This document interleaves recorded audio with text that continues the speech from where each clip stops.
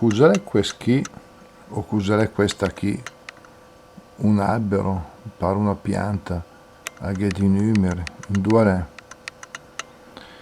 Ebbene, questo è l'orologio solare, ovvero meridiana, realizzata al Parco Lago Nord, come era stato annunciato dalla relativa locandina esposta nei giorni precedenti, a cura dell'amministrazione comunale e del signor Fabio Savian, che ha promosso questa iniziativa, esperto di gnomonica. L'inaugurazione è avvenuta il 7 aprile.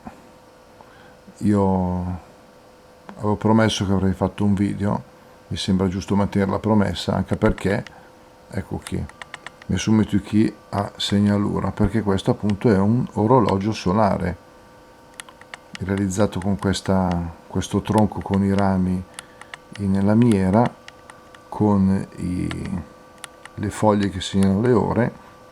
Mi se lì segnavi i desur.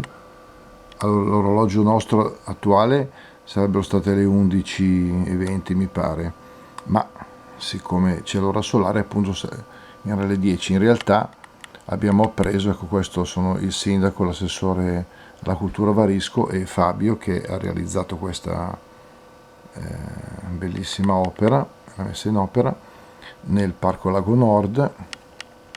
Qui la gente che aspettava l'inaugurazione, eccola qui, questa meridiana, questo orologio solare che segna l'ora esatta di Paderno Dugnano. Sempre la gente in attesa dell'inaugurazione. Il 7, ecco il taglio del nastro. Questo è il gazebo di alcuni volontari e amanti di questa disciplina. Ecco, se uno va lì al Parco Lago Nord, entrata diciamo dal parcheggio del centro commerciale, va giù alla rotonda e trova che la roba che, misi che la roba che, non si offende il Fabio, perché poi può capire esattamente qual è l'ora del parco, l'ora esatta, perché noi sappiamo che dipende a quale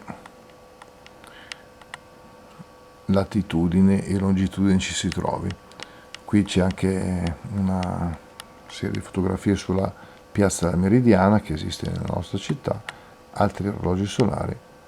Bravo, ecco, Seurin Davidelli lì. Complimenti, bravo, grazie a tutti.